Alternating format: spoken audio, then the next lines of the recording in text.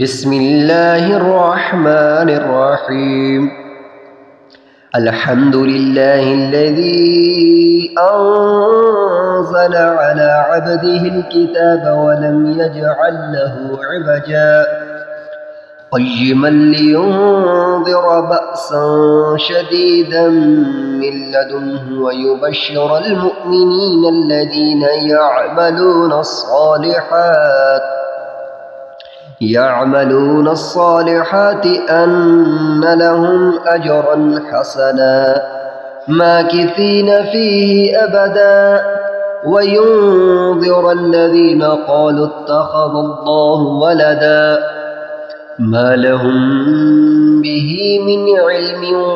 ولا لآبائهم كبرت كلمة تخرج من أفواههم إن يقولون إلا كذبا فلعلك باخع نفسك على آثارهم إن لم يؤمنوا بهذا الحديث أسفا